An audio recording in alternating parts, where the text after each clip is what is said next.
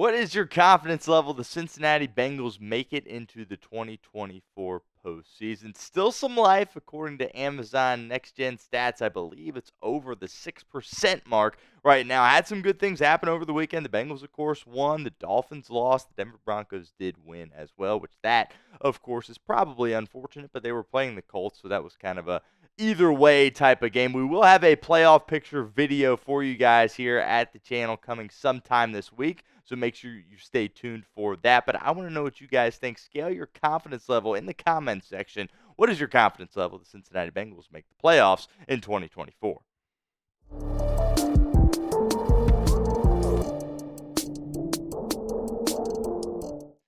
What's going on, Bengals fans? Stone Shields on hand for another edition of Bengals Breakdown. And coming up on today's show, we're going to be doing our typical Overreaction Monday video coming at you guys a little bit later here in the evening as opposed to earlier in the morning. But nonetheless, we have got it here at Bengals Breakdown. I'll have 4 overreactions coming your guys' way, and I'll give my opinion whether or not I do believe it is an overreaction or not an overreaction. But want to start with this tweet right here from Trags. Sam Hubbard, of course, had that unbelievable touchdown, came in for an offensive stab. Joe Burrow found him in the end zone, but he did suffer a PCL injury on that play, and he said that after the game. He suspected it was a PCL injury, and that is indeed what happened, a torn PCL for Sam Hubbard. Not going to require surgery, which certainly is a bonus, but Zac Taylor said he is not ready to write him off for the season just yet. I know that ESPN's Jeremy Fowler kind of said earlier in the day that it was probably going to be a season-ending injury, but Zac Taylor is not yet ready to say that, and we will see with Sam Hubbard. Obviously, the Cincinnati kid went to Moeller High School here around the corner. We are hoping for the best. Really is a Bengals legend, and I just hope that wasn't his last time in a Cincinnati Bengals uniform. We'll spend more time talking about that on a later video. But let's get into our overreactions here on today's edition of Bengals Breakdown. And overreaction number 1 is there is beef between Zac Taylor and Joe Burrow. That's what everyone in the media is talking about. I know a large part of the fan base is talking about it as well, because at the end of that game, after the Bengals scored their last touchdown with Chase Brown, it kind of, Joe Burrow was on the TV as he typically is, right? And they caught him in an animated, heated conversation with Zac Taylor. And I tell you what, I think this is a total overreaction. Look, it's professional football, right? It gets there's a lot of situations where people get pretty fired up, and Dan Pitcher has talked about how this is something that has happened before, and that the people just don't understand that this is something that happens rather frequently. It's just two guys that are competing at a high level, trying to do everything they can, and Joe Burrow was not pleased with how they played offensively, and he was not pleased with how he played himself, having those 3 turnovers in the football game. The fumble was weird because the left hand really seemed like it was down, but whatever, they still called it a fumble. Nonetheless, 3 turnovers for Joe Burrow. And the reason I don't think this is an overreaction is, one, we have seen Joe Burrow go to bat for Zac Taylor time in and time out.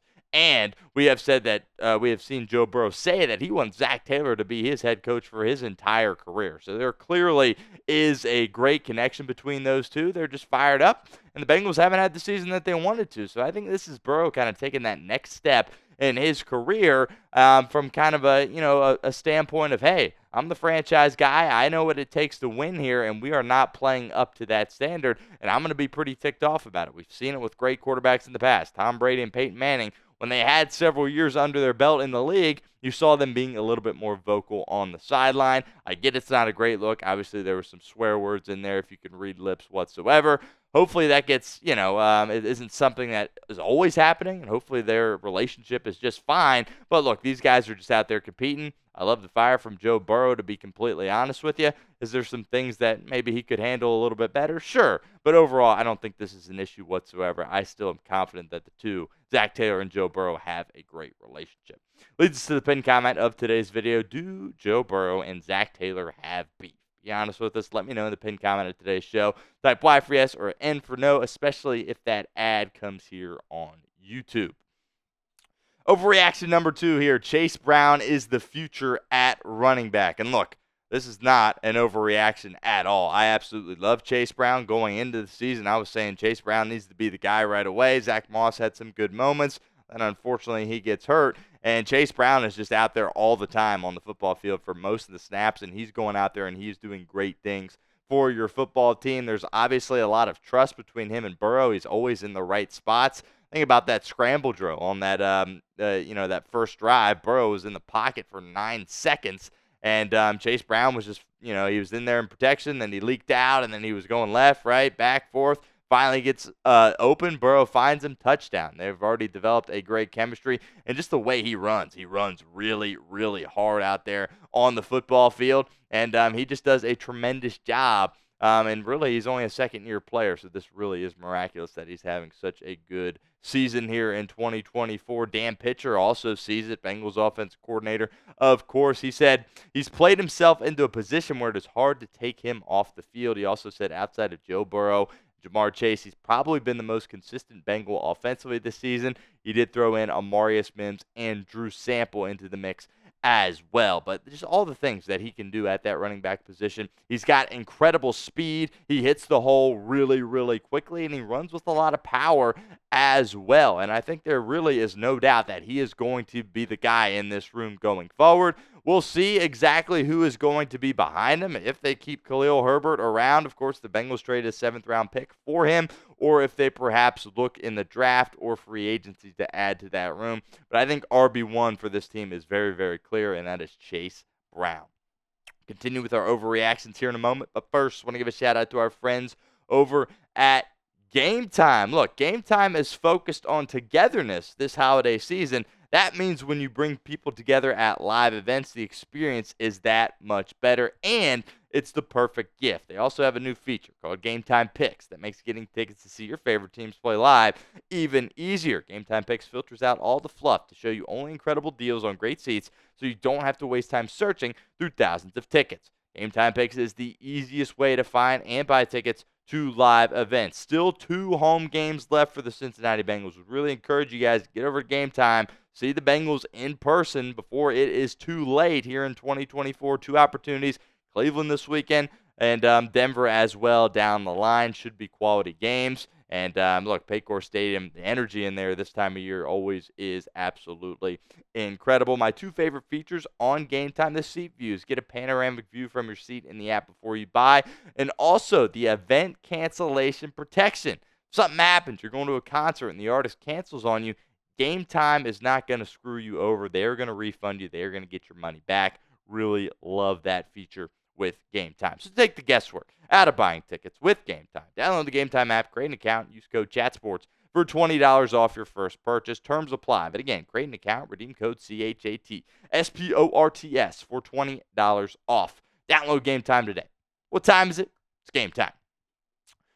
Overreaction number 3 here is this team isn't that far off. Some people have kind of said that. They've won some games this year. Obviously, they've lost games by 1 possession rather frequently. It's not like they're really getting blown out, apart from, I guess, that Philadelphia game that kind of got away from you at the end. But unfortunately, this is an overreaction for me. Look, there's too many things that you don't do well out there on the football field, and too many things that are holding you back from being a championship caliber type of team. Penalties lately have been absolutely ridiculous out there on the football field. It felt like every other play they were getting penalized for something. The procedural stuff out there on the football field, and really that last drive when you pretty much had the game won at that point, but you scored a touchdown on that drive and you take a delay of game penalty from the 1-yard line. If you're Joe Burrow, how in the world do you let that happen? 1. And if you're Zac Taylor, how in the world do you let that happen as the head coach? Taylor said there was some issue with the mic and Burrow's helmet, and, they were worrying about other stuff. No, you got to worry about the play clock there in that moment, especially when you're on the 1-yard line. That's really the worst spot to have a delay of game penalty, when you're on the 1-yard line, because next thing you know, you're on the 6. That's a totally different form of play calling that you have in that instance if you're on the 6 versus the 1. Also, you have no depth, and we've kind of seen that. I thought the backers played a little bit better in this game, but again, you're playing the 3-10 Tennessee Titans. Now, of course, 3-11. That's not really much of a test. Not to disrespect them too much, but think about the first time we didn't have Logan Wilson, how bad of a game that was. And really, when you got these guys coming in off the bench, they haven't really done a great job filling in for the starters that aren't doing a good job either. So I just feel like in a lot of spots, you don't have a lot of depth. I understand that, your second-string guys are second-string guys for a reason, but you would like to see some of the backups have played a little bit better this season, and you're so turnover reliant as well as a defense. Look, I think, if Will Levis doesn't have all those turnovers, they probably find a way to get the ball down the field and score points. Maybe not get in the end zone, but at least kick field goals. At this point, this defense, if they don't get any turnovers, is in a really bad spot because that's the only situation in which they can get stops. The Titans really didn't have that many punts in this game. They may have only had one, to be completely honest with you. They turned it over a lot, and Cincinnati's defense kind of got bailed out by that. But got to give them credit. The turnovers that they forced were really unbelievable. You just make the simple stuff way too hard. The missed tackles, the penalties, the lack of discipline. Jordan Battle losing the football and he's walking into the end zone. I mean, that's how you go viral there on the internet. That's how you become a meme these days. I don't know how it continues to happen in the National Football League. He said, "Oh, I was just switching hands or whatever." Yeah, you were switching hands because you were prepping your celly, Jordan. That's exactly what you were doing. Jamar Chase called him out after the game, which was pretty hilarious. But luckily, it didn't cost Cincinnati. They still were able to win the game. But really, the game should have been over at that point. Let's look ahead to 2025. We asked you at the top of today's show about the 2024 playoffs. But are you confident this team can get things turned around?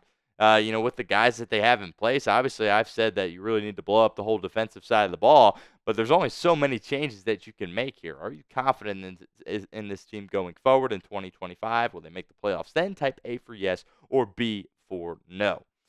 Last overreaction here, Mike Hilton is back. I want to preface this by saying I love Mike Hilton. Mike Hilton was a major part of those two playoff runs in 21 and 22. He's done a lot of great things here. I believe this is his fourth year with the Cincinnati Bengals. But this is an overreaction. Look, he doesn't run the same way that he used to. He can't run with the receivers anymore. You perhaps drop him back into a safety situation like Leon Hall did several years ago. And maybe that could be something you do because he brings a lot of great things to the table. His teammates love him. His leadership is incredible. And Mike Hilton absolutely balled out against the Tennessee Titans. That's the only reason I'm bringing this up. But he's been not very good leading up to that. He had all the TFLs in the Titans game and the interception. That was miraculous. But, these numbers aren't, super bad. Keep in mind he's missed a couple of games, has those 13 starts. And, he just, like I said, he's you find oftentimes that receivers, when they are matched up with him in that slot, they find a way to get way too open against Mike Hilton. So he might be a guy that you have to move on from going forward. We will see. Again, I'm pulling for Mike Hilton. I hope I'm wrong. Really like Mike Hilton, but he hasn't been good enough for you this year. And really that whole DB room needs to do a better job of stepping up in the future going forward. And Cam Taylor-Britt, he was all right in this game. But again, against this Tennessee Titans team, it's not like they have playmakers everywhere. They have solid receivers. Calvin Ridley is still a very, very good receiver. Westbrook Akine, Tyler Boyd, of course. So, they're not scrubs by any means. But I think really when you look at that whole secondary, it probably needs to be revamped when you go forward here in 2025. Make sure you guys hit that subscribe button if you have not done so already. We'll be here all year long, all off season, with pretty much daily Bengals videos coming your guys' way. So don't miss out on any of that. Hit that sub button, youtube.com/BengalsTV.